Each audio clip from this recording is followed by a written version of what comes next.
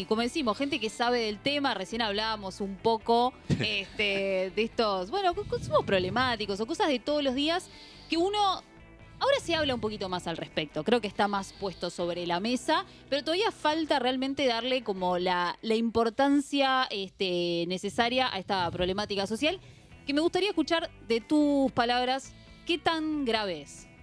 A ver, primero se está empezando a hablar más de salud mental después de la pandemia y los temas de consumo hay que ubicarlos dentro del campo de la salud mental, de los consumos problemáticos. Tratamos de no hablar de adicciones, hablamos de consumos problemáticos porque existen otros consumos que no son problemáticos. Claro. Y la realidad es que todos consumimos distintos tipos de objetos.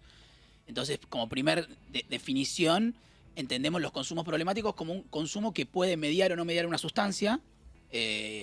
Incluso las tecnologías pueden pensarse como consumo problemático dentro del campo de la salud mental, porque en definitiva, como primera idea, podríamos decir que lo que está en discusión es la relación que tenemos los sujetos con los objetos, ¿no? ¿Qué implicancia le ponemos a eso? ¿Y cuáles son los efectos en el sujeto de lo que te generan esos objetos? Que te generan de esa manera de vincularse, ¿no? ¿Qué está diciendo también esa relación que vos estás teniendo compulsiva, si se quiere, o no, con ese objeto, que puede ser una sustancia, puede ser la tecnología, puede ser el trabajo, puede ser las compras compulsivas. Claro. O sea, el ser humano, te pregunto, Sí. ¿hay una tendencia, o sea, puede caer en un consumo problemático de lo que sea? ¿De cualquier tipo de consumo? Sí, porque tiene que ver con la relación que tiene el sujeto con el objeto. O sea, el protagonismo para nosotros siempre está puesto en el sujeto, no en el objeto. Y capaz que vos tenés una relación problemática con una sustancia legal o ilegal, o podés tener una relación problemática con el celular, o con la computadora, o con el trabajo como una dinámica que se torna problemática, porque en definitiva lo que está en discusión es el proyecto de vida de la persona, lo que rodea, ¿no? Y si ese objeto toma vida propia, como se dice, Sí. y ocupa un lugar que afecta a otras dimensiones de la vida. Por ejemplo, no puedo dejar el teléfono y relacionarme con mi hijo, no puedo dejar de consumir para encararme una piba o un pibe, o no puedo dejar de trabajar. Y bueno, en definitiva, ahí se afecta la salud, digamos, la salud integral, ¿no? Pero particularmente con las tecnologías hay un campo específico que, para tratar de ser ordenados, me parece que tendríamos que poder describir la época. Sí, totalmente.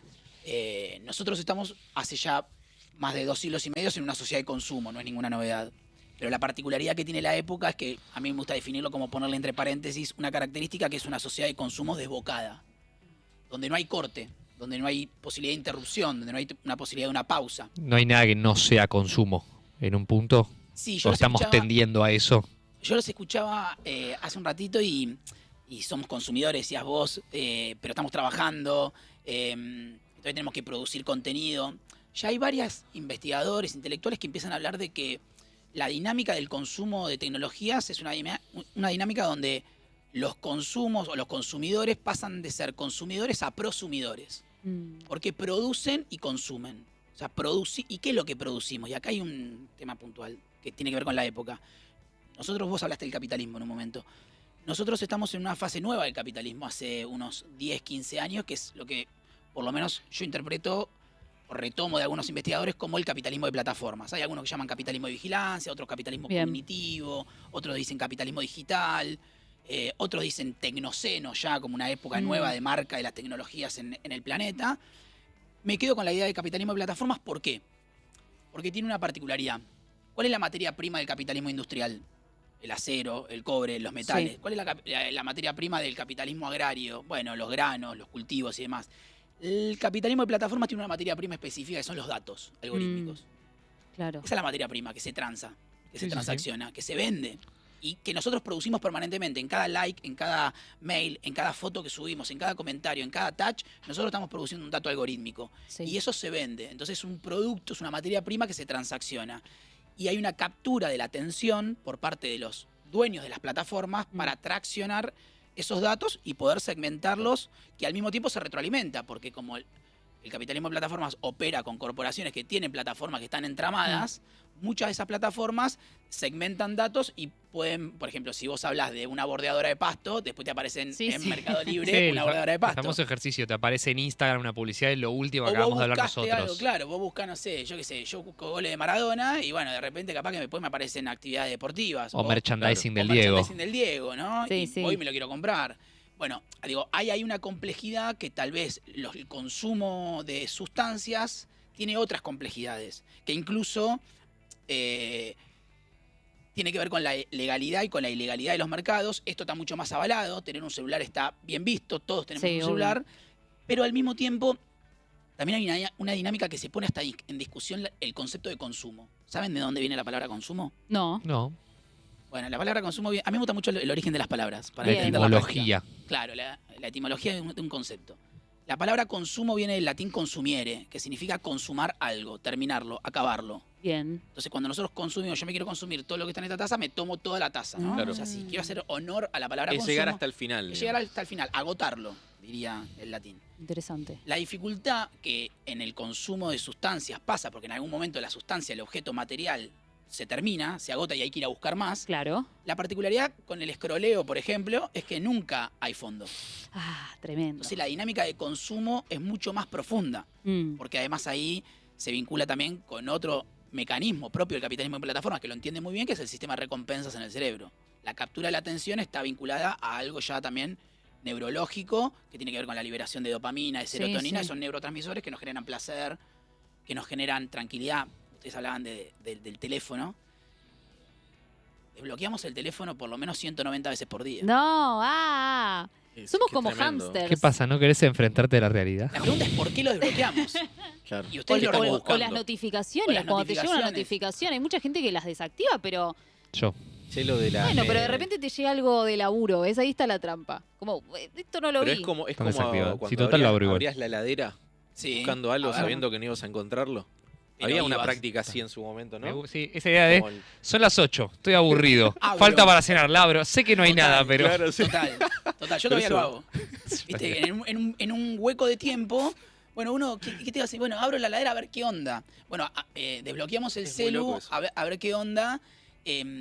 Eso genera cierta tranquilidad en el cerebro de la persona. Mm, Hay una conducta sí. que se repite ahí, que es, por ejemplo, controlar y saber que está todo bien, o los mensajes que me llegaron, o chequear todos los mensajes y demás, que opera en el sistema de recompensas, que cumple una función de tranquilidad, de estar conectado, de saber qué pasa, pero también, como te decía, capitalismo de plataforma y al mismo tiempo una época. Sí, Y sí. Hay algo que estoy pensando con lo que estoy diciendo que es de la mano con a tolerar estar aburrido, que es algo que cada vez es más difícil, ¿no? Porque me parece que a todos nos molesta estar aburridos y por eso, y saber que todavía falta algo para lo siguiente concreto que tengo que hacer, y por eso la idea de lo de la heladera o desbloquearlo, aunque sé que nadie me contestó todavía. ¿Cómo se lidia en esta época de capitalismo de plataformas con aprender a aburrirse? Que para mí es importante para tolerarse a uno mismo en un punto. Me encanta lo que decís.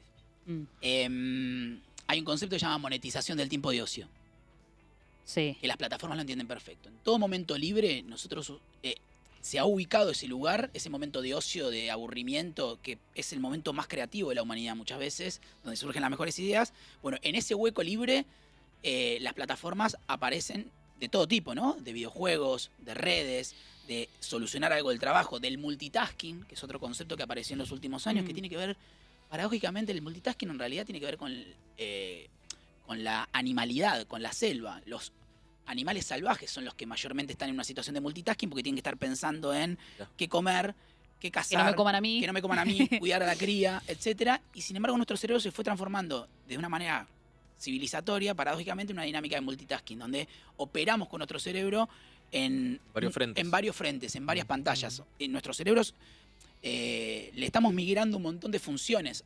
del cerebro humano a lo que algunos intelectuales denominan el tercer cerebro, que es esto. Ay, Y el ocio ahí, el aburrimiento, ocupa un lugar clave, porque es un lugar para monetizar. Es un lugar Claro. para generar datos. Sí. El Candy Crush, por ejemplo, el tiempo de ocio en la espera del transporte. Antes se leía una revista en el momento de cuando uno iba al odontólogo y ahora agarró el celu. en el transporte también. Hoy En el ves, transporte. ves una imagen, te tomás En el el subte y subte. está Todos todo así. el mundo así. Están todos así. Pero no necesariamente ¿Así, con un leyendo libro, un libro? no. No, no. Me pasó- Ojalá. Tuve ojalá. sin celular hace poco, hace Ujú. un par de meses. Es Tuve verdad. sin celular una semana, 2 semanas. Y era muy loco cómo el tiempo en el transporte público pasaba más lento. Y veías a la Sí, gente, sí. o sea, estabas más atento a cómo la gente estaba ensimismada en el celular. Y el tiempo de viaje me pasaba muchísimo más lento. Espera, ¿y tu calidad de vida cómo era? La pasé bien. Bien, porque Sí, yo la pasé apunto bien. a eso justamente. Tenía un FOMO al principio, pero después pude... Bueno, el FOMO es un cuadro de esta época. sí. Está Sí. otro. Para los que no Eh, saben, es el miedo a perderse algo. Claro, Fear fear of of missing out. missing. Claro. La traducción es el miedo a perderse algo, que le pasa mucho a pibes y a pibas en primeras infancias, adolescencias y demás. Nos pasa a todos. Pero la posibilidad de ver la vida de otros nos Sí. genera mucha ansiedad, angustia, depresión, algo que nosotros no teníamos la capacidad de saber tantas vidas distintas antes. Mm. Y bueno, eso genera impactos en la salud mental. Los consumos problemáticos de tecnología los podemos pensar por el uso de redes sociales, por las apuestas digitales.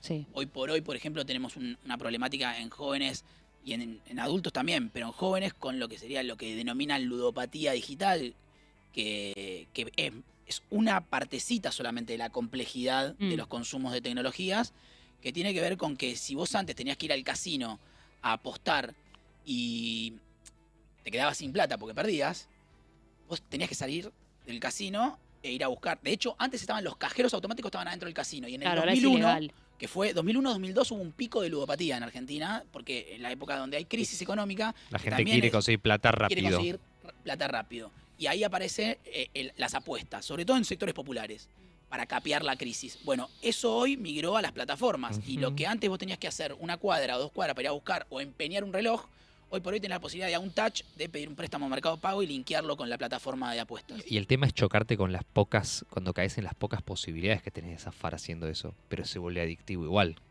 ¿no? Porque ¿cuántas veces podés ganar, acertar en una plataforma de Beat Warrior o en su No. momento con el La casino? casa siempre gana. Y cuando te chocas con una vez que ganaste y pensaste que esa era una salida a tus Sí. problemas. Es terrible. Es terrible. Ujú. Y con la dinámica que tiene, muchas veces que uno lo está viendo en televisión, en partidos de fútbol y demás, que te dicen, bueno, entra ahora y te damos 10.000 pesos, te damos 200.000 pesos, que es la del dealer. Los quienes trabajamos drogas es la primera es gratis, Obvio, sí, sí, la sí. segunda vemos, ¿no? Entonces, ahí hay una complejidad que encima invita a pensar no solamente la época, el contexto, la sociedad de consumo desbocada, el enjambre virtual en el que estamos. Ustedes antes hablaban de si lo virtual y lo real, y estamos viviendo una época totalmente Sí, hibridada. sí. El límite no existe más. No hay límite, no hay corte, No. no hay interrupción. Y en ese sentido también, bueno, ¿qué se piensa por parte de los que tienen que regular esto? ¿Qué políticas públicas se piensan? ¿Qué marcos normativos se piensan? Por ejemplo, porque no es solamente una cuestión individual, es una cuestión de bienestar digital individual, Ujú. pero también es una cuestión de soberanía tecnológica. Sí, sí, sí. Y bueno, ¿y qué pensás ahí? ¿Qué pensás que puede llegar Yo creo que a solucionar este enjambre que decíamos? este enjambre virtual, primero, trabajar en información. Ustedes contaban lo de enterarse cuántas horas usa cada uno el teléfono. Bueno, ahí hay una pequeña medida de autocuidado, que uno la puede levantar y primero concientizarse. Yo vengo del campo de las políticas de drogas y sobre todo de la reducción de riesgos y daños. Y lo primero que hacemos en política de drogas es generar información a los usuarios porque las personas cuando saben y conocen sus consumos toman estrategias de cuidado. Pero vos primero tenés que concientizarte y Obvio. dimensionar en qué situación estás. Entonces, primero información, hablar del tema. Segundo, pensar marcos normativos que regulen a las plataformas. Es una discusión de estados, porque hoy por hoy a Instagram, el Estado Nacional de un país, es difícil que lo pueda regular. Pero sin embargo, se pueden pensar estrategias y después pensar plataformas que tengan una perspectiva de salud. Eso se tiene que poder pensar. Si ¿Cómo uno sería piensa eso? Que te advierta sobre algún tiempo de que te consumo. advierta, que tenga momentos de desconexión, que tenga que se pueda pensar con los usuarios y no desde una lógica de la monetización del tiempo de ocio. Mm. Por ejemplo, que se pueda pensar una plataforma para el ámbito laboral. Entonces, bueno, en el ámbito laboral tenemos una plataforma para el ámbito laboral y WhatsApp lo dedico para mis relaciones vinculares del ámbito privado. Digo, hay un desafío de los estados y de los pueblos de pensar tecnologías que siempre lo han hecho, que tiene que ver con pensar tecnologías para disputar el horizonte de soberanía, de bienestar digital, de cuidados, sobre todo en una época donde la salud mental está siendo muy castigada. Sí, sí, total. No, y pienso también que es difícil existir por fuera de las plataformas, por fuera de las aplicaciones. Y lo pienso en cómo la adicción al celular afecta nuestra capacidad cognitiva, ¿no? Porque digo, hay muchas recomendaciones, bueno, por ejemplo, ahora con ChatGPT, mucha gente te dice lo que puedas hacer con tus neuronas, tratá de hacerlo de forma natural y orgánica. No te acostumbres a usar tanto ChatGPT, no uses tanto la calculadora, ¿no? Como esta idea del tercer cerebro que mencionabas vos, que es impactante, como tratá de hacerlo vos, ¿no? ¿Cómo afecta nuestra capacidad cognitiva eso? Afecta mucho, y afecta mucho también lo que hay que preguntar es, bueno, ¿por qué hay un desplazamiento permanente al ámbito digital y ocupamos tanto tiempo en el ámbito digital? Evidentemente en el ámbito orgánico, terrenal, concreto, deben estar pasando cosas que tal vez no nos están gustando o no nos interesan tanto. También hay una discusión ahí, ¿qué propuestas tiene, en el caso yo creo que la institución principal es el Estado, qué propuesta tiene el Estado y la comunidad organizada para poder pensar propuestas que saquen la atención? Porque lo que estamos viviendo y lo que se va a vivir en los próximos años es una crisis de atención muy fuerte. Una dispersión de la atención, sobre todo en infancias, en adolescencias, que te doy un dato. A un pibe, yo a veces trabajo con algunas escuelas, capacitaciones, cursos, talleres y demás. Y a los pibes, y también me pasa con mi familia, a mi sobrina le han dado un celular a los 10 años. Si un pibe, una piba de 10 años le dan el celular por primera vez, ¿cuánto vive un ser humano? ¿80? Y aparte 85. esa generación va a vivir más. Esa generación va a vivir más, pero poner 85 años, ¿qué va a vivir? ¿70, 75 años? Sí. Con Bueno, celular. con celular. ¿El promedio de tiempo de uso del celular por día cuánto es? 6 horas, 5. Ponele que el promedio de Argentina entre las personas adultos mayores que lo usan menos y los pibes, Niños. pibas que lo usan 10 horas, porque hay pibes que están usando el celular 10 horas, pero ponele que el promedio esté en 5. Bueno, el cálculo te da más o menos que un pibe que está 60, 70 años usando el teléfono va a estar 9 años seguidos, 9 años seguidos viendo el aparato. No pasó nunca en la historia de la humanidad que haya un objeto que capte tanto la atención. El fuego, tal vez, como un elemento, como una invención de la humanidad como prehistórica. Entonces, incluso hay un impacto en la salud, morfológicamente, en los brazos, las tendinitis, Y cómo uno la se postura encorva. corporal, la joroba. En Francia hicieron una investigación sobre el rol que juega el Google Maps en choferes. Y pusieron una tanda de choferes de camiones con Google Maps y otra tanda sin. Claro. Y el nivel de atrofia que está teniendo en la capacidad de georreferenciamiento del ser humano, que era una característica, ponemos el Google Maps para ir a la casa de nuestros viejos. Sí, que la gente, O a la casa de un amigo. la gente no sabe Sí. llegar a los Claro, lugares no ya sin saben el llegar a Google los lugares. Maps. O sea, por eso digo, hay una migración de información, de conductas, de prácticas que tenía la humanidad que la están migrando a un aparato, en este caso al smartphone, o a lo que hoy por hoy se puede hablar de la nube Sí. o de las plataformas en Pero en general. línea con la pregunta de Mechi, obligan ya no la función, la capacidad directamente. Porque no, es como que eso es difícil de recuperar después una vez que te acostumbras a eso. Sí, y además Porque lo pienso a través de las generaciones, digo, es lógico que a un nativo digital, y más los pibes que están naciendo ahora, que a los, de muy corta edad ya tienen un celular, lo pienso también gente, no sé, que hoy tiene 60, 70 años, y se está acostumbrando, o ya se acostumbró a usar Obvio. el celular, y Obvio. tiene redes sociales. La capacidad cognitiva, digo, ¿se afecta de la misma manera? Porque, digo, yo creo que tiene que ver con el tiempo de uso. O sea, mi vieja está un montón de tiempo con el celular Sí. y tiene 65 años, digo, Sí. y yo la veo muchas veces adicta como Sí. un niño. ¿Cambia la edad de las personas en el uso del celular? No me atrevo a generalizar, hay que ver la historia de vida de cada uno. A mí me gusta definir los consumos, lo tomo de una gran pensadora del campo de las drogas, que es Graciela Toussaint, que ha definido en su momento el consumo de drogas como una trama compleja. Y me gusta tomar ese concepto porque tiene dos palabras, volviendo a la etimología de los conceptos. Una trama. ¿Qué es una trama? Una historia donde se enredan otras historias. ¿Y qué es algo? ¿De dónde viene la palabra complejidad? De algo con pliegos. El anverso o el antónimo de algo complejo es algo simple, sin pliegos. ¿Sí? Estamos en una época de consumos muy complejos, donde hay muchos pliegues, que tiene que ver con el sistema de recompensas, con algo neurocientífico, que tiene que ver con un modelo de negocios, que tiene que ver con una época que acelera los tiempos. Pero esa complejidad también tiene que estar atravesada por la singularidad. No sé qué le pasa a tu mamá. Claro, sí. Puntualmente con ese uso, a mi vieja le pasa, a mi hijo le pasa y demás. Lo que sí es que lo que sí hay en todos los casos, hay una captura de la atención, hay un aceleramiento y un trastocamiento del espacio-tiempo. El cuerpo humano puede mucho menos de lo que puede el procesador de un teléfono. Tenemos un smartphone que procesa la misma cantidad de información que procesaba la NASA en 1960. Y nosotros queremos muchas veces operar en el tiempo, en la velocidad y en los campos donde opera la pantalla. Y eso genera angustia, genera ansiedad, Impaciencia. no toleramos la espera y genera un cuadro de abstinencia. Sí. Que ahí también hay un vínculo con el uso de drogas, que a un pibe le dan un celular a los 2 años y después le sacan el chupete electrónico y llora. Y claro, porque entra en un cuadro de abstinencia. Entonces, ahí me parece que yo no tengo una mirada no tengo una mirada tecnófoba, tampoco tengo una mirada tecnófila, pero sí creo que hay que encontrar un equilibrio digital y que hay que regular esas dinámicas, esas tecnologías, como también al mismo tiempo, como vengo del campo de las drogas, sabemos que prohibir los consumos ha llevado a daños en la salud, en la seguridad y en otros planos comunitarios mucho más grave de lo que sería regular. Bueno, en tecnologías tendríamos que regular e incluso poder hacer formaciones, capacitaciones, sensibilizaciones para que los adultos mayores aprendan a usar las plataformas en los ámbitos que ellos desean, lo mismo que las infancias. Con tecnologías vamos a vivir como vivimos con drogas. Sí. Entonces, lo peor que podemos hacer es negarlo, es taparlo bajo la alfombra.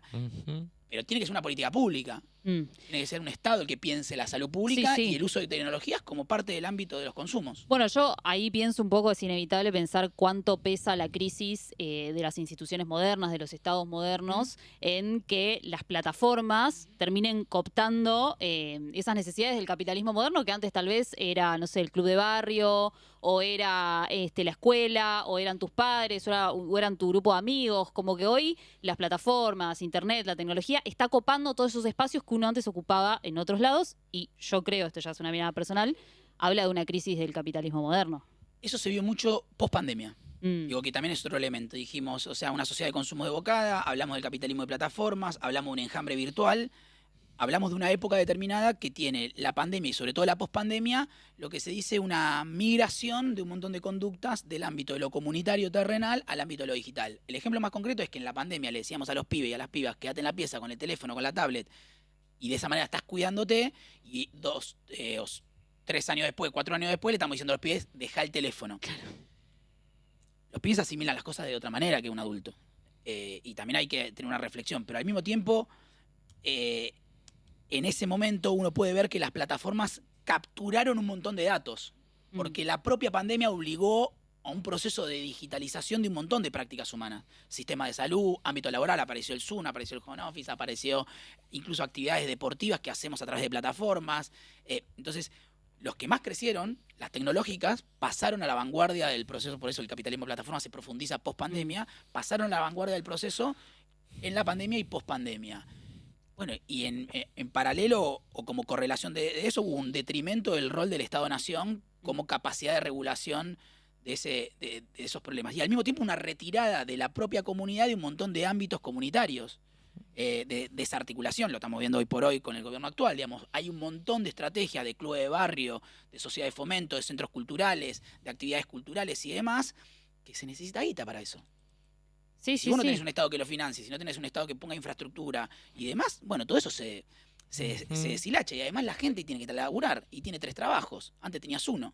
Y al mismo tiempo, estos trabajos muchas veces son digitalizados. Entonces, por ejemplo, un docente antes entregaba fotocopias para leer y ahora tiene que pasar un PDF, porque tampoco tiene plata para imprimir 30 páginas para los 30 pibes del aula. Entonces vos hablas con los docentes y te dicen, sí, pero yo tengo que trabajar con esto, entonces trabajo con el teléfono. Y hay una continuidad en el ámbito laboral de lo que es el ámbito privado. Hablaban de tener 2 teléfonos. Para cortar eso, hay como una intención de un mundo laboral que se volvió muy líquido, muy circular, muy continuo, y volvemos a lo mismo, no hay momento de corte. Sí, lo que se le decía en una época, el derecho a la desconexión. Yo banco la pandemia, ¿no? Banco el derecho a la desconexión como un horizonte. Los bancos, hablando de bancos, las entidades financieras no te dejan tener el teléfono. No, es verdad. ¿Viste? Es verdad. Desde antes de la pandemia. Siempre algunos es se como un cierto. reto ahí en Vos la sacás cola el del teléfono y banco. te dicen... Por una cuestión de seguridad, Por una era, cuestión ¿no? de seguridad. De seguridad. Pero hay un momento de desconexión, o sea, poder se puede. Nosotros tenemos una discusión, por ejemplo, en las escuelas hoy por hoy. ¿Qué hacemos con el teléfono? ¿Lo dejamos, no lo dejamos? Entonces, lo que primero hay que hacer para construir el derecho a la desconexión es tener un diálogo de acuerdo, de consenso con los actores involucrados. Por ejemplo, en la escuela, estudiantes, docentes, autoridades de la escuela y adultos mayores, padres. Padres, te iba a decir eso. Porque si el padre le da un teléfono y le escribe a las 11 de la mañana, ¿estás bien? Que es lo que pasa, ¿eh? ¿Estás bien? ¿Cómo estás? Y el pibe no le contesta porque le dijeron que tiene que guardar el teléfono. Después llega a la casa, ¿por qué no me contestaste? Entonces, hay que tener un acuerdo entre esas áreas para poder negociar momentos de desconexión. Yo creo que para el proceso educativo dentro del aula, la desconexión es propositiva o es positiva en el sentido que habilita la posibilidad de concentrarse en el proceso pedagógico. Entonces puede pensarse un acuerdo, pero tiene que estar negociado. Sí, sí, sí. Tiene que estar negociado, y negociado con los usuarios. Ujú. Sí, sobre todo porque aparte existía antes. Digo, todos nosotros cuatro fuimos al colegio y no usábamos el teléfono, al menos en el primario. No Claro. usábamos el teléfono. Después ya Claro. existió el BlackBerry y No, empezó yo a en cambiar. secundaria tampoco tuve teléfono, querido. ¿Qué edad tuviste tu primer teléfono? A los... no, sí, creo que lo tuve. Pero no eran smartphones. smartphone. Claro. mandaban mensajes. No era esto de taca, taca, Por taca, eso- taca, Apretar taca, 3 taca. veces Es cada que- tecla para buscar una letra. Que lo que Jugás están al Snake. Lo que están diciendo es, hay algunas colegas, investigadoras, compañías que elaboran el concepto de consumo problemático de tecnologías digitales con conectividad.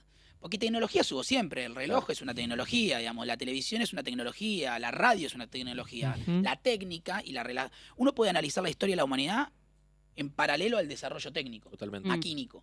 Pero la particularidad con esto es la conectividad permanente, estar conectado permanentemente. Entonces creo que incluso el derecho a la desconexión tiene que ser un horizonte que lo pueda pensar y que lo pueda regular el Estado. Sí, sí, sí. Porque si tiene que haber el derecho a la desconexión es un concepto que viene del ámbito gremial, sindical, que lo pensaron los trabajadores de las plataformas. Ah, mira. En algunos países de Europa empezaron a plantearle a los estados la posibilidad de que de alguna manera el Estado intervenga entre la plataforma y el trabajador de la plataforma para poder establecer el proceso de desconexión. Ujú. Bueno, hay que pensar en esas organizaciones intermedias que puedan regular de alguna manera lo comunitario en articulación con el Estado y al mismo tiempo que el Estado pueda pensar tecnologías propias que no tengan una lógica mercantil o de monetización del tiempo de ocio o lo que se dice gamificación de la vida, Claro. ¿no? Les doy un ejemplo, los videojuegos. Sí. Tenemos apuestas online, tenemos redes sociales, los videojuegos. Los videojuegos son un modelo de negocio que, por ejemplo, un par de meses antes de la pandemia, el Fortnite, el Roblox y otros juegos que juegan los pibes, las empresas tomaron la decisión de quitarle la pausa. Entonces, esos juegos hoy por hoy no le podés quitar la pausa. No lo podés pausar. Si vos pausás el juego, perdés. Mm. Básicamente el lema es jugar hasta morir. Entonces vos tenés Claro. pibes que juegan 9, 10 horas en red y que no pueden, Claro, no puede parar. no comen. Tremendo. Hay pibes que se olvidan de comer. Que prefieren no ir al baño para seguir jugando. Mirá vos. Y entonces ahí hay un modelo de negocios que construye una subjetividad en niños, niñas y adolescentes, donde por ejemplo aparece que para poder jugar al mejor Mario Bros. O al mejor Roblox o al mejor Avatar armado vos tenés que poner la tarjeta. Entonces viene un pibe de 6 años y le dice al padre, ¿me podés loguear la tarjeta de crédito? Y el pibe empieza a tener una dimensión de la transacción económica a los 6 años, cuando debería estar jugando a la pelota o a un juego que no le invite a pensar en la necesidad de tener dinero para estar mejorando su condición para ser más competidor. Digo, Totalmente. el videojuego construye una subjetividad vinculada al entramado de negocios en este capitalismo de plataformas. Entonces, por eso hablamos de complejidad, de los pliegues que tiene esa Vale. complejidad. Sí, No, sí, y sí. aparte, ahí mechando, ¿no?, con lo que veníamos hablando antes de la cuestión cognitiva. Sí, Estamos en una era donde la información como información está bastante más a la mano que antes, ¿no? Y no necesariamente aprendemos más. ¿Cómo ves Eso es esa tremendo. relación? es que hay una saturación de información. Tenemos mucha más información de la que nuestro cerebro puede procesar. Creemos que estamos informados por el solo hecho de estar scrolleando, estar viendo redes sociales, y en realidad la información necesita un momento de procesamiento que no tenemos. Mm. Y al mismo tiempo necesitamos equivocarnos. Miguel Benasayac, que es un investigador que labura bastante el laburo con el impacto de las tecnologías en el cerebro, él sacó un libro que se llama La inteligencia artificial no piensa, el cerebro tampoco. Hay una necesidad del margen de error, de equivocarse. Y la inteligencia artificial, las plataformas y demás tienen una lógica acumulativa del saber, como de biblioteca, de acumular libros. Vos por tener muchos libros, no es que vas a aprender. Los Claro. tenés que leer, los tenés que resumir, los tenés que conversar con otros. Mm. Si vos tenés una información, porque la información o el conocimiento es una construcción social. Si vos tenés mucha información, pero estás todo el día metido en tu casa, vos creés que te sabés todo, porque te viste todos los streams, todas las entrevistas, todas las redes y demás, pero no saliste a la calle, no te tomaste un bondi, no te tomaste el Roca para viajar Sí, al sí, conurbano, sí, no hablaste con nadie, no fuiste a comprar un kilo de lechuga y no sabés cuánto sale, bueno, evidentemente vos creés que tenés información, pero en realidad tenés datos Sueltos. Sueltos en tu cabeza. Claro, no hay proceso. No hay proceso. Me acuerdo, hace poco en Twitter hubo un tema con un tweet sobre Miranda, la banda Miranda. Banco a Miranda. Bancamos a Miranda. Todos bancamos que a Miranda. Un usuario decía, no, Miranda se hizo conocido a partir de un tema con Catriel, hará un año atrás, ¿no? Y todo el mundo diciendo, pero flaco, Miranda hace 20 años Flaco, que yo existe. cantaba la guitarra de Lolo en Claro. 2006. Claro, Yo pero tenía el ahí, ringtone de la guitarra de Lolo Claro. cuando era monofónico en el año 2005. pero Mi ahí- primer celular Alcatel, para que tengan. muy bueno. ¿Viste Pero que ahí- están ahí- volviendo? ¿Vuelve el Alcatel? y Están sí. volviendo los teléfonos, el Nokia 1100 se está volviendo a vender. Porque hay gente que está empezando hay como una discusión en algunos sectores medio de retirada, que hay que prestarle atención, veo procesos paralelos De la sociales, digitalidad. de la digitalidad, ¿no? Sí. O sea, volver a lo analógico. Yo creo que no puede haber una retirada, es medio retardatario eso. Creo que es con tecnologías el mundo y con tecnología con conectividad, pero bueno, hay que pensar ahí de qué Ujú. manera se puede regular algo de eso, ¿no? No, y acá un Totalmente. poco lo que decía Mechi es la cuestión generacional también, ¿no? Sí, que aunque tengas toda la información a un clic de distancia, no significa que vayas a conocer o a aprender Todo. más. Y eso es No. tremendo y habla mucho de nuestra época. Pero si les parece, lo sumamos a nuestro segundo invitado virtual del día de hoy, Eso. que es Matías Alaf Herrera, psicobarrado en Instagram, psicólogo, profesor en neuroanatomía, neurofisiología y neuropsicofarmacología de la Universidad de La Plata. Ariel, te sumamos a la mesa y Un obvio, crack, me encanta. Tenía cualquier ganas de cruzarme pregunta con que él. le quieras hacer a Matías, Te más felicito. que bienvenido. Y bueno, te sumamos un poco acá a la charla. Venimos hablando de adicciones, de comportamientos del humano con la tecnología. Y querríamos saber qué aporta el psicoanálisis para pensar un poco en este tema de las adicciones. ¿Qué tal? ¿Cómo están? Un gusto para mí estar acá. Un gusto. La Hola, persona Matías. que estaba hablando recién sobre que le quitaron a los videojuegos la pausa es Ariel, ¿se llama? Sí. Sí. Me gustaba muchísimo lo que estaba desarrollando. De hecho, perdón, quiero comentar algo al respecto porque me encantó. La experiencia de videojuegar cambió drásticamente estos últimos años. Ya no es como antes. Es algo que incluso observó Silvia Bleichmann, una psicoanalista del país. No hablaba sobre videojuegos, pero hablaba sobre el jugar. Ella decía que efectivamente se está perdiendo el juego. Y hoy, fíjense que hay una profesionalización hasta de los espacios virtuales que se supone que son de ocio.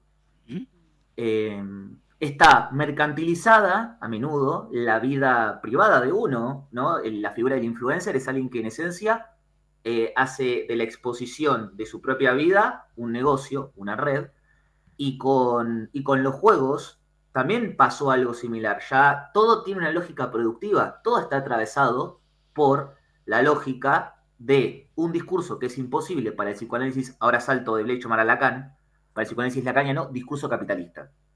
El discurso capitalista es un discurso imposible.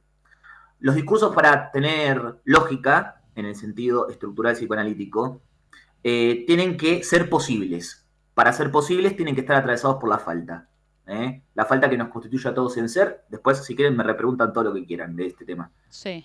El discurso capitalista es un falso discurso. El discurso capitalista es un falso discurso porque le ofrece la ilusión a los sujetos de que pueden suturar su propia falta. Todo es posible. Hazlo. Eso, por supuesto que nosotros somos profundamente conscientes de que no es posible. ¿Está bien? Y no es posible porque uno lo puede verificar con... Hay un montón de conceptos ahora, Por ejemplo, los gadgets infinitos.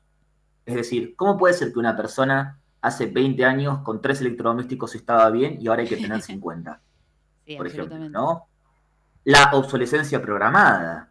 Todo es uso y desecho, uso y descarte. No hay mediación simbólica en los lazos. Yo Sí. también he usado otro concepto que es el de tinderización de los vínculos. Está cambiando la forma en la que percibimos a los demás y nos percibimos a nosotros mismos, porque además también está ahí la cuestión, ¿no? No es que uno queda exento de los daños y son todos beneficios. Uno, cuando entra en esa lógica, cuando queda capturado por esa lógica, también se ve reducido uno mismo. Y ahí, Matías, te pregunto, en línea con todo esto, ¿no? ¿Por qué quedamos a veces enganchados en experiencias que no son necesariamente placenteras? Esto es medio del ABC del psicoanálisis, ¿no? Pero para que lo expliques vinculado a la Sí. tecnología. Totalmente. En realidad, cada sujeto va a tener un motivo diferente por el cual queda enganchado. De hecho, nosotros podríamos decir que justamente lo que borra el estar enganchado a algo es la explicación del porqué. Es decir, expulsa la falta. Rechaza el inconsciente, dirían los psicoanalistas, ¿no? Este tipo de experiencias. Porque justamente a vos lo que te permite hacer este dispositivo es, por ejemplo, estos dispositivos móviles nos ofrecen la posibilidad, la ilusión de que arreglaron problemas estructurales de la existencia humana. Por ejemplo, ¿qué desea el otro en mí? ¿Qué será de mi ex? ¿No? Nos ofrecen la posibilidad de estar todo el tiempo fijándonos quién nos prestó atención, quién nos miró la historia.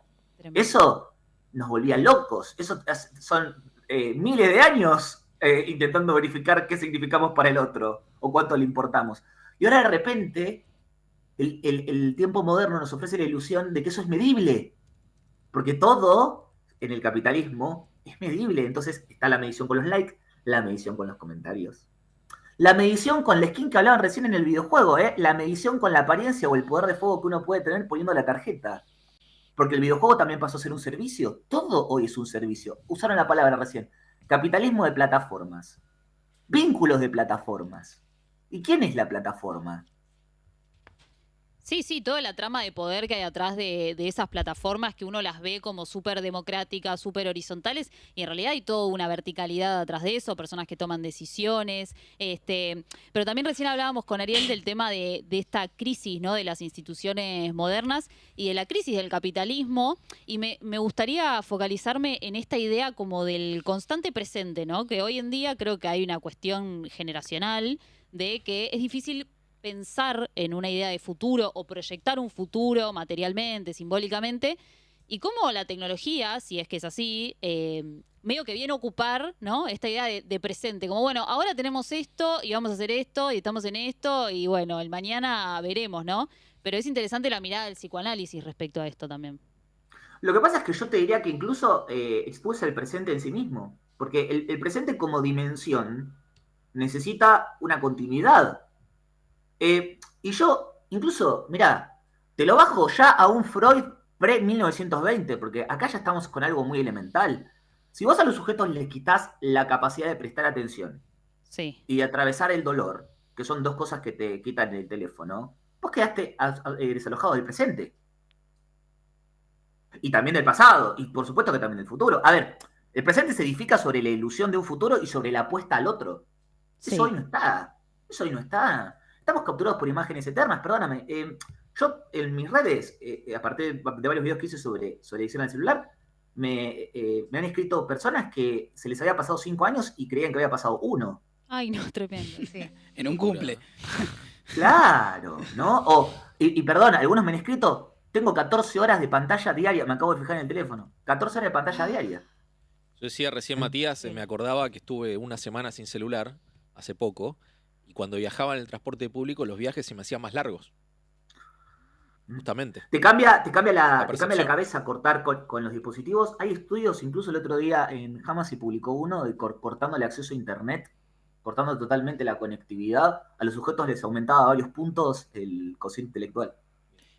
Quiero retomar algo que dijiste vos, Sí. que tiene que ver con el presente permanente.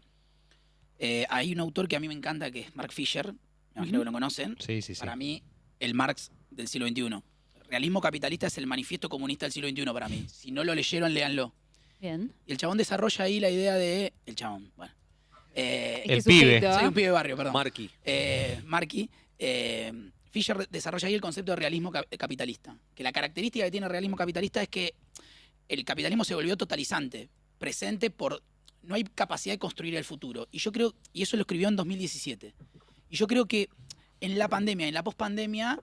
Stolkiner, que me imagino que Zico Barrao la debe conocer, Alicia, planteó una vez, en el contexto de la pandemia, dijo, la pandemia ha estallado la ilusión de futuro de la gente. Digamos, la posibilidad de construir un futuro hace también que al mismo tiempo estemos en un presente permanente, pero no es una cuestión solamente simbólica de lo apocalíptico, de las imágenes de futuro que construimos, es un deber del campo popular también, quienes nos ubicamos en el campo popular.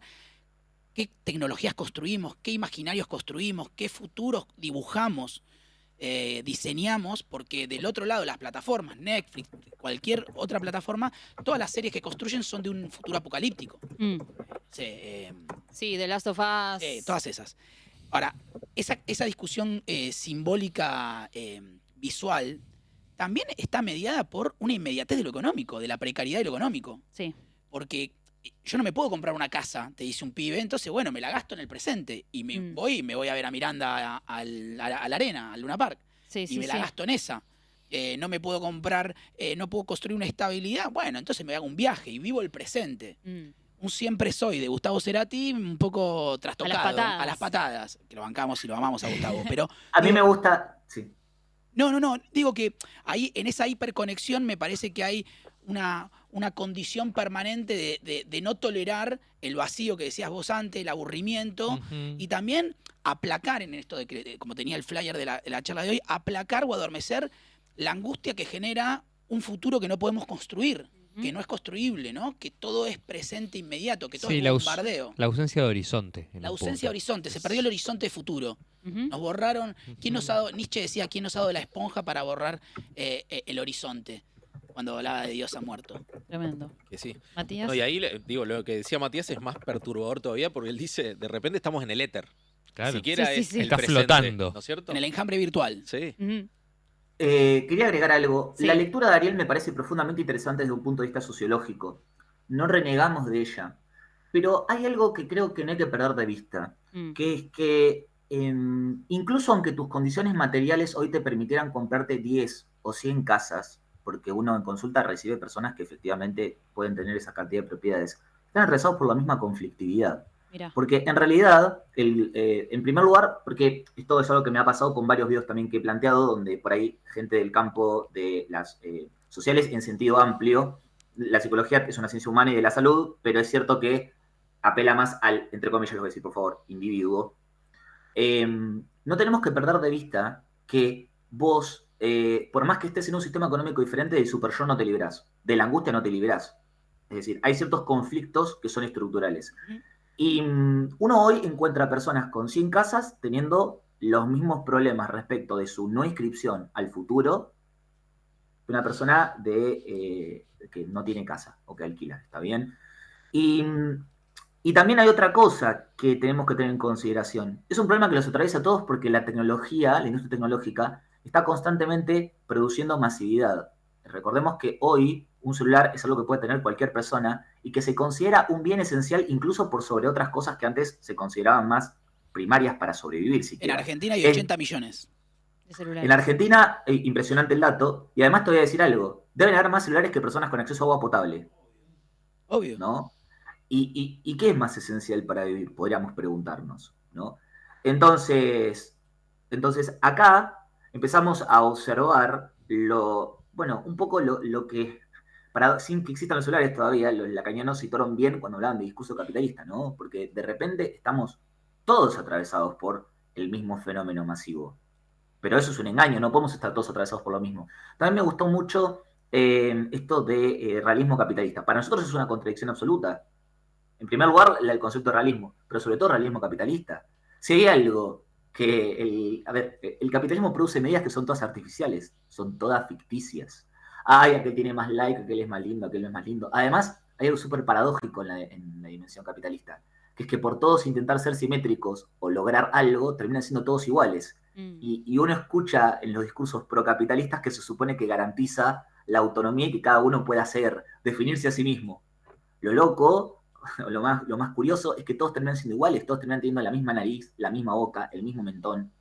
En 2022-2023 era furor el ácido hialurónico en los pibes. Yo tenía entrabas a Instagram y te salía, de repente aparecía un conocido inyectado con ácido hialurónico, ¿no? No digo que esté mal, pero digo, creo que es algo para tener en consideración, porque si lo piensan 10 años atrás no era algo tan frecuente. Estamos empezando a notar ya cambios donde no hay una inscripción simbólica en tanto eso es algo que hace tal persona de tal estrato social. Se dibujan los límites. Incluso tengo los recuerdos de clases de geografía de secundario. Es una cita muy antigua, pero es que creo que lo vale. Cuando trabajamos neoliberalismo, Sí. la curiosidad que generaba el neoliberalismo es que producía espacios de riqueza artificiales, por supuesto, donde antes se suponía que solo había pobreza, y espacios de pobreza en los espacios de riqueza. Entonces se empiezan a producir burbujas y paradojas donde ya no hay un ordenamiento claro. El otro día también, y lo retomo, ¿no? Y lo traigo para acá. El otro día recordaba un sketch que se había hecho diciendo cosas de rico y de pobre, cosas que también hace un rico y que también hace un pobre, sí. ¿no? Es una gran paradoja constante porque ya no hay algo de pobres o de ricos, ya no hay algo de altos y de bajos. Todos estamos atravesados por, entre comillas lo voy a poner, la misma locura. Una locura de época. Una locura que favorece mucho lo que antes nosotros llamamos montajes perversos. Y vos me dirás, ¿pero por qué montajes perversos? Y porque son relaciones de instrumentación del goce, basadas en la instrumentación del goce del otro. Las relaciones o lo que me interesa del otro es lo que me puede aportar en un sentido inmediato, material y medible. Total. Sí, Matías, me quedé pensando también en esto de la dismorfia corporal. Vos no lo pusiste en estos términos, pero hay algo también de verse como que hay un ser material, un ser como de carne y hueso y otro digital, ¿no? Esta idea de las caras con filtros y cómo esta digitalidad pasa al cuerpo, ¿no? Y se vuelve todo medio uniforme, ¿no? Yo creo que también tiene que ver, bueno, con los mandatos de belleza y los estereotipos de belleza que se alimentan con la existencia digital, ¿verdad? Lo que sucede es que eso es infinito. Eso no corta nunca. Y hay algo súper curioso, que es que cada vez, o sea, si pasamos más tiempo en las pantallas que sin ellas, efectivamente va a ser más importante cómo nos vemos en ellas, ¿sí? Perdón, además hay algo muy interesante que vos estás diciendo, porque la imagen que vos tenés de los demás está basada en la experiencia virtual, Ah, no en sí, la sí. experiencia real. En su perfil de Entonces, Instagram. claro, entonces, ¿hasta qué punto a vos ver, supongamos que sos alguien que está, entre comillas, le voy a poner, acomplejado con la celulitis, ¿no? ¿Hasta qué punto a vos ver 300, porque vemos aparte una cantidad infinita de gente en poco tiempo en las redes, ¿no? Sin celulitis, ¿hasta qué punto a vos no te está generando una distorsión respecto a eso? ¿No? Y además, perdón, hay círculos constantes en función de ciertas formas corporales. A ver, los muchachos del culturismo.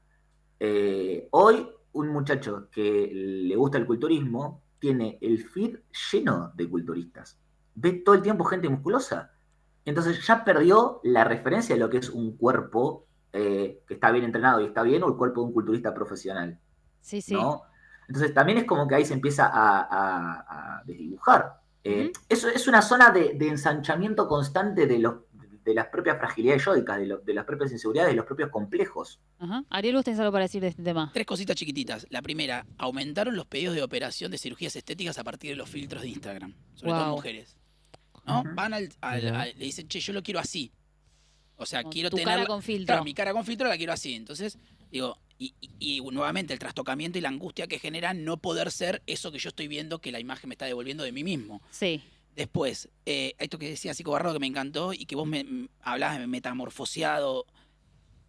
Yo lo defino una avatarización de la vida, ¿no? Tenemos un avatar, nos desdoblamos, somos alguien en el ámbito digital y alguien en el ámbito real, y hay gente que no tolera vivir en el ámbito concreto, orgánico, de esa manera, entonces prefiere más habitar el ámbito digital en forma de avatar. Y el digital empieza a avanzar sobre el real. Y el digital después. empieza a avanzar sobre el real. Ahí habría que discutir, bueno, cómo acompañar eso y por lo menos cómo reducir los riesgos y los daños posibles. Yo siempre pienso en clave de política pública y de Estado, digamos, cómo el Estado puede acompañar eso. Si una persona decide vivir en el ámbito digital, bueno, cómo el Estado interviene en el ámbito digital, porque hasta ahora los Estados han intervenido muy poco en el ámbito digital. Y lo último, Ujú. creo que se pone en discusión también el propio concepto de comunidad.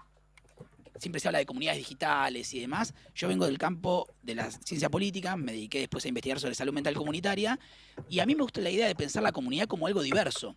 Y él contaba recién esto de que cada vez son todos más iguales, que las burbujas del el físico-culturista tiene Las cajas de eco. las cajas de eco, y en realidad una comunidad tiene vitalidad cuando aparece lo diverso. La persona trans, El que es más chico, el que es más grande. el que es más chico, el que trabaja en blanco, el que trabaja en negro, el que va al club, el que le gusta el fútbol, el que le gusta el básquet, el que le gusta la música, el que le gusta cocinar, el adulto mayor, el niño, niña. Digo, no hay algo que homogeneiza. En todo caso, tal vez lo que nos iguala es que somos diferentes. Ujú. Y en ese sentido, la comunidad, cuando se trata de homogeneizar, pierde valor, me parece, pierde valor y pierde capacidad de recursos de la propia red comunitaria para desarrollar estrategias de cuidado en las cuales los estados, creo yo, tienen que acompañar esa diversidad y no tratar de apelmazarla. Sí, porque es como que lo estoy pensando en clave en lo que dice Ariel, es una comunidad es la unidad en la heterogeneidad. Exacto. En todo cambio, acá se están transformando con una fábrica toyotista Exacto. de personas, fordista en Que no realidad, pero toleran la toyotista diferencia. hoy, de personas que se vuelven todas iguales en un punto. Ujú.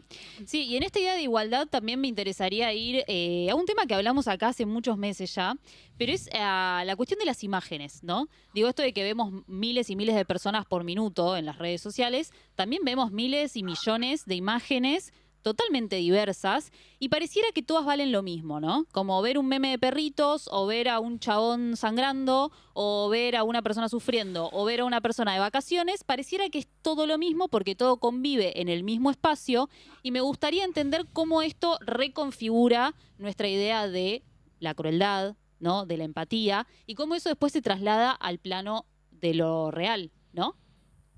Es que nos deshumaniza profundamente la experiencia digital, porque es una experiencia pasiva, que ofrece la ilusión de que yo puedo tener acceso a todo, pero nadie tiene acceso a mí. Porque, de hecho, esto se debatió penalmente, ¿no? Lo llevo a un ejemplo.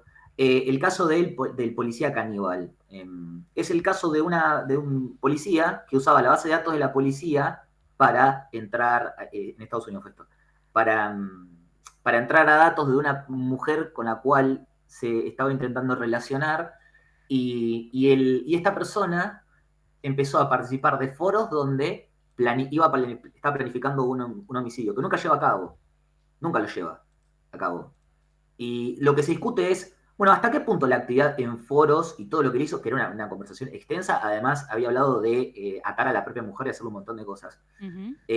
¿Hasta qué punto todo eso, ¿sí? Que salió a la luz porque lo intervinieron, porque se le armó una causa, ¿hasta qué punto eso es real o no? ¿Se puede tomar como indicio de que iba a hacer algo o no? ¿Bien?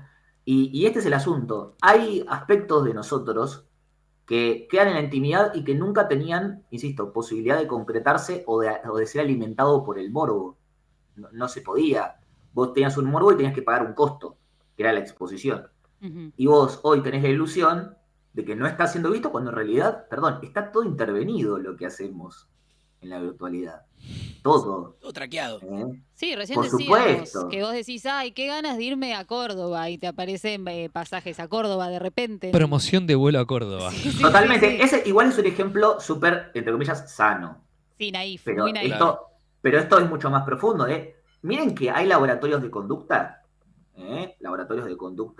que a vos te van triangulando datos y van generando perfiles anticipatorios de preferencias y de consumos a futuro. Eso es, Es decir, es la típica esa, ¿me están escuchando el celular? No, no te están escuchando. Sos vos el que está dando determinados indicios que llevan a que Sí. vos pienses que el celular te está escuchando, ¿no? claro, perdón, esto se traduce así, por ejemplo, porque no nos olvidemos que el mercado para trazarte ese perfil de preferencias, ellos se van anticipando. Entonces, por ejemplo, tenés un auto sino, ¿vieron el Akinator? El adivinar qué persona era, vos respondías preguntas Sí. y se iba... Bueno, funciona así el patrón aleatorizado de recomendación y la generación de un perfil único que te asigna la red. Funciona así. Ok, entonces, a esta persona le gustan los autos, le gusta tal persona, dio cierto like, miró por tantos segundos este reel.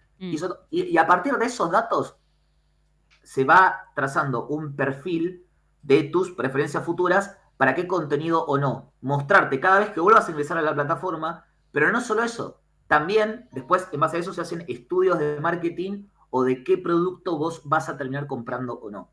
Y por ejemplo, les voy a poner un ejemplo que les va a sonar loquísimo, pero hay un estudio que era algo así. Si estabas casado, comprabas cerveza los fines de semana y seguías al Manchester United, había un 77% de probabilidad de que el siguiente año compres un auto Toyota. Una cosa así era. ¿Se entiende? Bueno, bien. Ya, exactamente, van armando datos. Suena súper inocente, pero esto aplicado a la política, imagínense lo que es. Esto aplicado a generar control de masas, imagínense lo que es. Porque en definitiva no perdamos de vista también que a nivel mundial están ocurriendo cosas terribles y que con esto desactivan nuestra capacidad de movilización o indignación también. Porque al fin y al cabo nos estamos mostrando todo el tiempo. Estamos viendo todo el tiempo cosas. ¿Recuerdan? No sé si recuerdan Un Mundo Feliz de Aldous Huxley. Sí, claro. Se parece mucho. Librazo.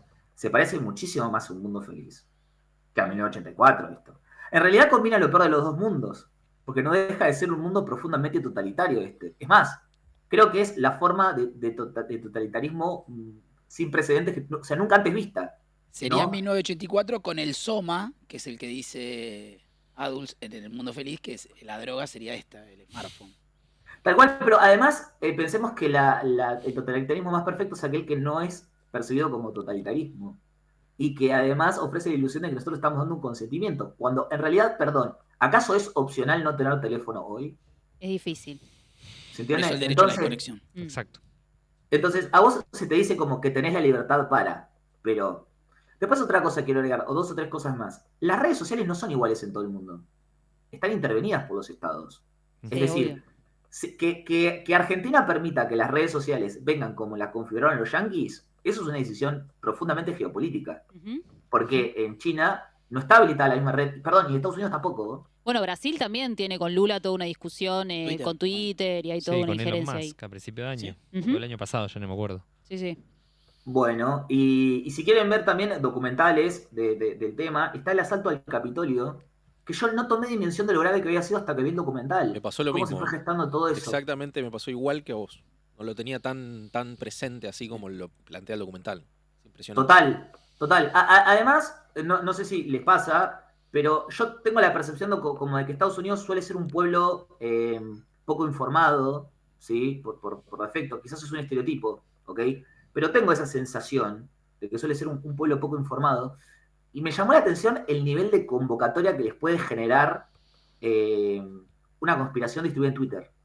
Es decir, es realmente una cosa que... Bueno, igual está el documental también en Netflix del tipo que se armó una secta, Wild Wild Country creo que es. Sí, sí, ¿no? sí.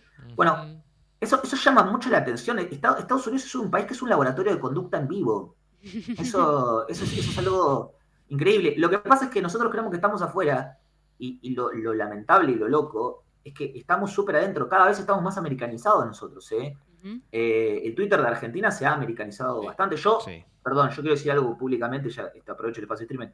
Cualquiera que esté usando Twitter se está rompiendo la cabeza.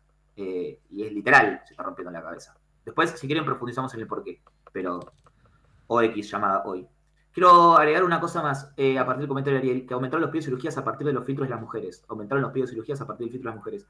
Hoy sucede algo muy curioso, que es que las exigencias estéticas ni siquiera tienen una coordenada simbólica. Hoy, por ejemplo, a los físicos de las mujeres se les puede llegar a exigir que sean musculosas y flacas al mismo tiempo.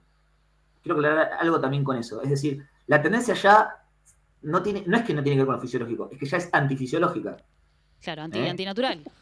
Totalmente. Exacto. Va contra natura. Entonces, de repente, las mujeres se tienen que siliconar, pero además usar hormonas anabólicas, androgénicas. O sea, se ve cada vez más y el consumo de andrógenos entre mujeres es en el grupo poblacional que más creció. En varones habrá crecido un 700% en los últimos 10 años, en mujeres un 70.000%. Terrible. Fabri, Me meto, perdón, pero me interrumpo encima. Está buenísima la conversación. Como si no hubiese producido este programa a mi placer, ¿no? No importa. No, también quería destacar una intervención, o sea, algo en redes sociales que es central y que hasta el momento no lo hemos mencionado como experiencia del usuario, que es el número. El número de seguidores, el número sí, de sí. likes, el número de reproducciones y cómo eso está jugando. O sea, si ustedes tienen capaz profundizando en este tema, cómo debe pegar en pibes más chicos. Porque digo, yo por el momento tengo el desfasaje de decir, lo sufro como persona y por otro es mi laburo, entonces veo los números como laburo, ¿no? Pero cuando veo la notificación, no puedo negar que hay un gustito adentro que está largando endorfina como un campeón. O sea, literal, no me acuerdo qué había sucedido el otro día y terminé subiendo una foto a Instagram para sentirme bien. claro, o sea, sí. fotos a Instagram, las Para subí. que la likeen. Un carrusel para generar interacción y terminé conversando con gente, sabiendo en qué andaban, no sé. Después se abría la relación social ahí. En vez de irme a tomar una birra con un amigo, publiqué un carrusel y terminé conversando. Entonces uno no sabe dónde está el límite de lo bueno o lo malo, por decirlo de alguna manera. No, obvio. Pero el temor que me genera a mí es el sentimiento que me sucede el tema de la notificación y el número. Sí, sí. Y lo digo como un productor que está viendo la transmisión de su propio video. Total. ¿Ariel? Me gustaría retomar el concepto de fármaco. Sí. Farmacón viene del griego y que significa hacer la vida o hacer la muerte, el veneno o remedio. ¿Y de qué depende que haga la vida o que haga la muerte? De la dosis. Si vos metiste un tweet o un posteo y te pusieron un like y te sentiste bien, está todo bien. Está buena esa. La dosis es baja. La dosis es baja de liberación de dopamina. Seguramente Psico Barrado sabe más que yo del rol que tiene en el cerebro. Dopamina entiendo que es un neurotransmisor que también libera, por ejemplo, la cocaína en grandes porciones. Ahora, lo que depende ahí es la dosis. Si vos te metiste un tweet, te pusieron 2 likes, te sentiste bien y seguiste, listo. Ahora, si el objeto de consumo empezó a copar otras dimensiones del proyecto de vida y vos te escondiste bajo la cama porque no obtuviste más de 5 likes, bueno, ahí lo que hay que discutir es la relación, la trama del sujeto en esa implicación con ese objeto. Digo, y ahí vuelvo a lo mismo, digamos, no todo consumo es un consumo problemático, porque si no nos volvemos locos y no podemos usar ni una red social y no podemos consumir ninguna sustancia. No, No tenemos que tirar. Si no sos Cabo Polonio, como era en su momento. Claro, total, Cabo Polonio, lindo lugar. Voy de nuevo el año que viene. Bien, ahí desconexión a full. Matías, ¿vos cómo ves esta idea de lo que genera el cerebro? Bueno, un poco lo que decían Fabri y Ariel acá. A mí me encanta Ariel. Debatiría con él y hablaría mucho. Yo creo que sí, Juntémonos. Chicos, hagamos un podcast, loco. Yo pongo la mesa, ustedes dos vienen a hablar. Estoy. Y yo miro los likes después. La verdad que encantado con esta mesa. Pero tengo que expresar una discrepancia con respecto viva la a diferencia. este asunto. Me encanta. Me encanta. ¿Saben por qué? Porque el discurso capitalista te ofrece la ilusión de que todo es posible. Incluso controlar la medida del goce. ¿Y quién puede al segundo like o al primer like quedarse con eso y que esté todo bien? Entonces, por supuesto que mi discurso no es abstencionate absolutamente porque, insisto, hace un ratito les dije, que se supone que te dicen que sos libre de elegir, pero en realidad, si no elegís lo que te plantea el sistema, te quedaste afuera. O sea, ¿qué voy a elegir entonces? A ver, llegamos a un punto donde por no tener teléfono es como si estuvieras en la selva. Sí. Básicamente. Es una locura total, pero es así. No obstante, no perdamos de vista que estas plataformas están diseñadas específicamente para que vos pierdas el control. Es a lo que se dedican. Ellos tienen grupos de psicólogos asesorándolos, perdón, yo quiero ser claro. Entonces, están diseñadas para que... ¿Por qué te empezaron a mostrar contenido que no seguías? Porque eso fue un gran hito en la historia de la conectividad, en la historia de las redes sociales. Yo no sé si ustedes recuerdan, pero hace 10 años, vos entrabas a una red social y solo veías contenido de aquellos que tenías agregado. Si nadie subía contenido, no tenías nada para ver. Salvo las páginas que le hayas dado like o que seguías. Y la cantidad y el volumen de contenido que se traficaba habría que ver el dato en megas, pero estoy seguro que por lo menos es 10 veces menor. Por lo menos. Entonces, ojo, porque ahora... ¿Qué casualidad? Entras y te muestran un montón de contenido que no ves. La máquina aparte está diseñada para detectar cuántos segundos te quedaste viendo algo. Entonces, cada vez que pueda te va a tratar de cazar. Y salvo que tengas una corteza prefrontal literalmente 7 veces más desarrollada de lo que un ser humano promedio tiene hoy, lo cual es imposible y además te voy a decir algo. Con esto que estamos haciéndonos con el teléfono, evolutivamente va a ir para abajo, no va a ir para arriba. Entonces, cada vez vamos a tener más defectos en el control de impulsos. Eso no me cabe, pero eso no es una cosa conspirativa, no, eso ya se está comprobando en las nuevas generaciones que nacieron con celular, y además no perdamos de vista que los daños epigenéticos también se transmiten a las nuevas generaciones. Entonces, acá, y otra cosa quiero agregar. ¿Ustedes creen que los pequeños niños de la élite, los hijitos de la élite, están con un teléfono en la mano? El otro día vi una nota que el hijo de Mark decía, Zuckerberg, por ejemplo. Claro. Ajá. Juega con juguetitos de madera. Juega con juguetes de madera, juega con rompecabezas, Claro. Así que, si algún padre está escuchando esto y está preocupado por el tema del celular, tenemos que volver a los rompecabezas, los juegos de mesa. Yo esto lo planteaba en mi canal al principio, Tenemos que empezar a volver, y en serio, eso va a terminar siendo un acto revolucionario. Es decir, el ser humano que triunfe mañana no va a ser el que tenga 100 propiedades. El ser humano que triunfe mañana es el que todavía tenga corteza prefrontal para pensar. Por eso mi actividad en redes es en alguna forma activismo. A mí, fíjense que yo no busco, cuando subo un contenido, me preguntan a mí también muchas veces y aprovecho para plantearlo, ¿cómo hago yo para ser creador de contenido y lidiar con la red? Lo que pasa es que yo inventé un uso de la red. Y ese uso que inventé de la red implica desentenderme de los likes. Porque si ustedes se fijan, ¿quién hubiera subido el contenido que yo subo si hubiera sido por likes? Nadie. Si de repente subo videos de 15 minutos, me pongo a hablar de... Subí un video de estructuras clínicas de Lacan. Eso le puede interesar a un sector súper marginal de mis seguidores. Lo subo igual. No importa. También me pasó que mi participación en un medio chileno hace poco, en el cual me sentí cómodo, está todo bien, pero ellos cuando subieron el recorte lo editaron intentando generar más views. Claro. ¿Se entiende? Pero lo recortaron combinando, yo hablando respondiendo a dos preguntas diferentes y lo pegaron como si fuera una la respuesta. Para generar ilusión de que yo estaba alarmando sobre los daños de la marihuana, cuando en realidad yo tenía extensamente trabajado y aparte quedaba mal porque no tenía sentido una cosa con la otra. No se mostró porque nadie entendió ese video. Pero digo, con tal de generar likes o interacciones, se hacen pavadas. Y yo, por ejemplo, renuncio a editar. Probé una vez contratar a un editor para probar qué onda, pero la verdad es que no me interesa la edición. Tenemos que empezar a preocuparnos más por el contenido que por el formato. Totalmente, totalmente. Sí, aún cuando uno atenta contra sus propias views, me parece interesante esta mirada. Y me gustaría cerrar esta charla. La verdad que se han dicho cosas que yo... Impresionante. Sí, impresionantes. No sé qué hacer. Pero me gustaría cerrar con un poco de... Entré en crisis. Posición fetal. Me voy a Sí. escrolear. Pero cerrar con un poquito de optimismo, ¿no? Siempre. Un poquito. Siempre. Ya que Siempre. es verdad que no nos podemos cara de librar Matías ni cuando de dijiste los optimismo. celulares, ni de las tecnologías, que ya estamos en esta y vamos a seguir en esta. Pero, y la pregunta para ambos, si es posible pensar en un bienestar digital. Matías. Yo creo que sí, siempre y cuando haya medidas de política pública, estatales y campañas de prevención y todo lo que hace que creo que con Ariel podríamos conversar muy alegremente sobre cómo implementar un programa de estas características. Me encanta. Y con todas las personas que estemos preocupadas por este tema. Pero de la misma forma que hay un bienestar sexual cuando hay educación sexual, de la misma forma que hay un bienestar en el ocio o en lo recreativo, cuando las personas saben los efectos de ciertas sustancias y tienen conciencia de lo que les puede generar, con las redes sociales tiene que haber lo mismo. Es decir, a las redes sociales nosotros las tenemos que empezar a tratar como una droga dura, por favor. ¿Está bien? O como una enfermedad de transmisión sexual. Como la quieran ver, no importa.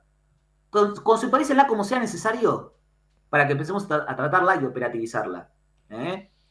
Interesante. ¿Ariel? Yo les conté que vengo del campo de las drogas, Sí. de analizar política de drogas y demás, y me amparo en todos, yo también. Pero nosotros trabajamos de la reducción de riesgos y daños, y en los últimos años, en el campo de la reducción de riesgos y daños, las organizaciones de reducción de riesgos y daños empezaron a trabajar otra categoría u otra dimensión que históricamente fue negada en el campo del uso de drogas, incluso desde la propia reducción de riesgos y daños, que el propio nombre te habla de riesgo y te habla de daño. Pero hay una faceta que se niega y que existe en el uso de drogas, que es el placer. Entonces, a mí me gusta hablar, y a varios nos gusta hablar, de reducción de daños y gestión del placer. Yo creo que la parte propositiva, primero hay que reconocer que esto de alguna manera nos genera algo del orden del placer y hay que poder gestionar y administrar ese placer. Eso implica que no sea algo individual, aunque pueda haber estrategias de autocuidado, de autoatención propias. Yo creo que todos los usuarios de alguna manera nos cuidamos, incluso todos los que le escriben a Psico Barrado preocupados por la implicancia que tiene ese consumo en su vida. Pero sin un Estado presente, sin financiamiento de política pública y de infraestructura, no solamente para la ESI de tecnologías que deberíamos armar con Psico Barrado, la ESI de drogas que hay que armar con Psico Barrado y otras ESIs que hay que armar en el ámbito educativo porque tiene que ver con la formación intelectual de un sujeto de derechos, también tiene que haber la posibilidad de construir un futuro que imagine cómo es vivir en una situación de consumo y qué estrategia de consumo se puede realizar gestionando algo del orden del placer y reconociendo de que todo consumo va a generar un riesgo, va a generar un daño. Y lo peor que podemos hacer es prohibirlo, es negarlo o esconderlo abajo de la tierra. Clarísimo, clarísimo. Muchísimas gracias, Matías Alá Ferreira, Psico Barrado con nosotros, Ariel Parajón también aquí en Zona de Giro. La verdad que se ha dado una charla impresionante. bárbara. Espectacular. Espectacular Impresionante. para verla nuevamente. Así que Momentazo, muchas loco. gracias a ambos, un gusto. Nosotros nos vamos a una breve tanda muy Y cuando chiquitita viene, y volvemos con Tommy y su tarot económico. Muchas gracias. el económico, che.